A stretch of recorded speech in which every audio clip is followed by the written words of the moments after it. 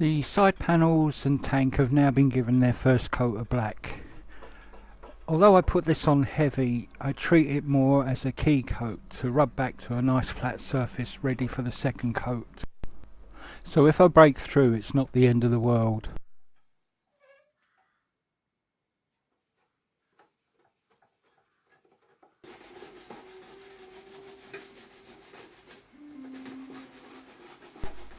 The other side panel was given exactly the same treatment, and in a couple of places I did break through, showing that the paint really didn't go on evenly.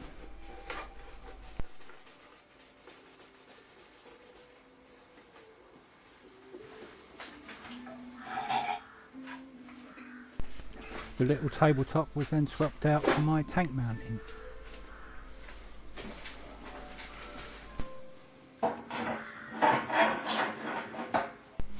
A great aid when spraying.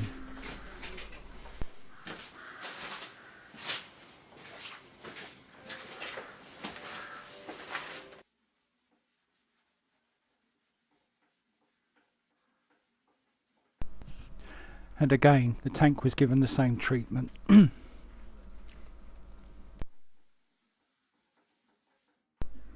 I'd never claimed to be a painter, but if I work through it this way, I end up with acceptable results.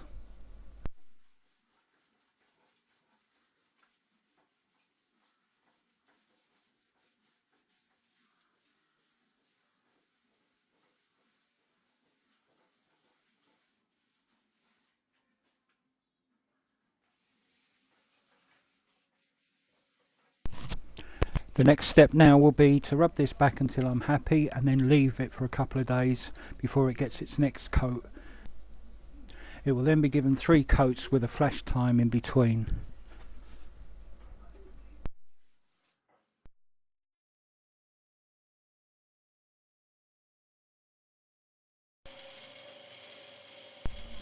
So, moving sideways, I started to clean up the rear axle and its fittings, the adjusters and spacers.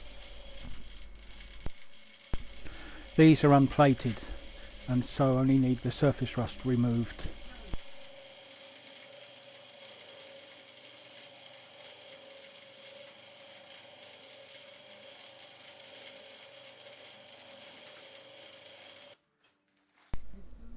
The caliper mount was positioned and loosely connected to the torque arm, and the axle then held it all in position.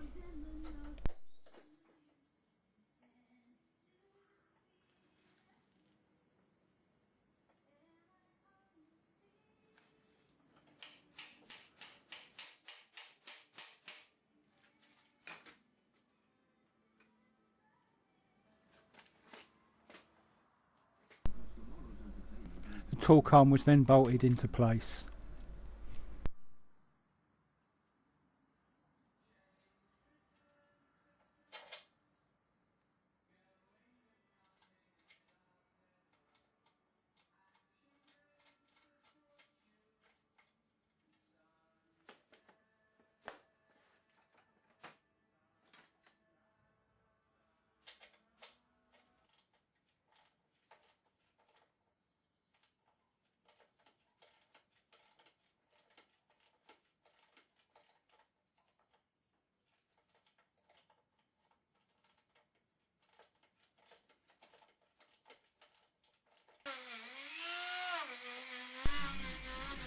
The threads on the caliper mounting had a bit of powder coat on them, so I put a wire brush in my little Dremel and with a bit of effort got rid of the powder coat.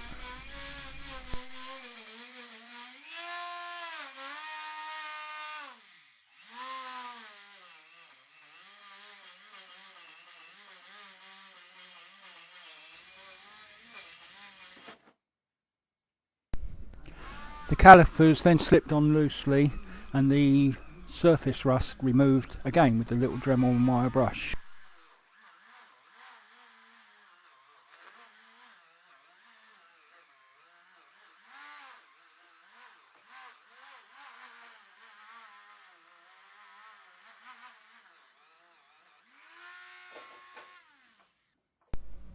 The rear of the caliper was then painted with caliper paint. This is a high temperature black paint for brake calipers, and just for convenience then it was slipped onto the mounting and the front of it was finished off.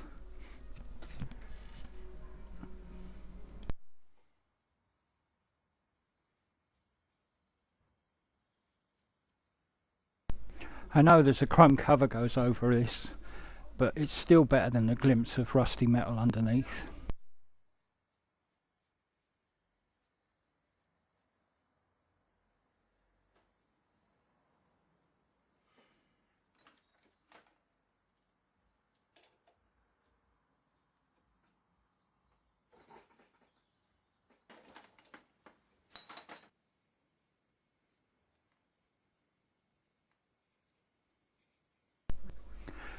The cover is held on by two countersunk screws, so I cleaned the threads out, and it was at this point here that I discovered the further back of the two, the screw had actually been sheared off inside, so it needed a bit of work.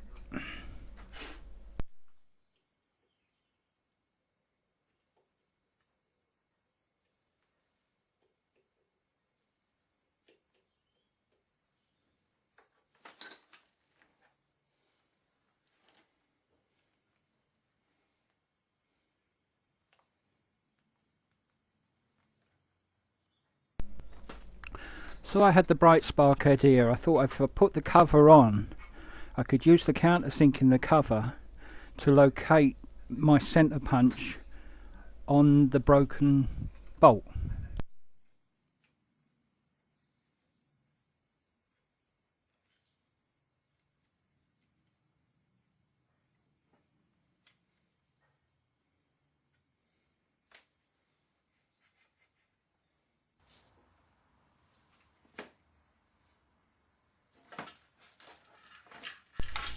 And to hold the cover in its right position, I thought maybe put the brake hose on, help align everything and hold it there, because the hose union tends to clamp on the chrome when you do it up.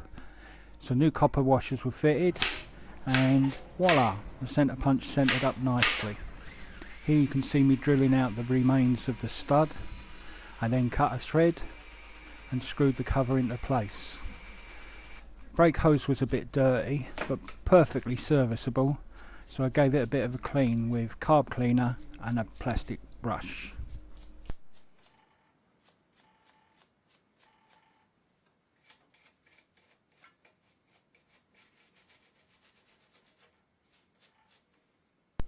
The hose was then routed through the swinging arm. There's a little bracket on the top of the swinging arm to support the hose, and then bolted to the master cylinder.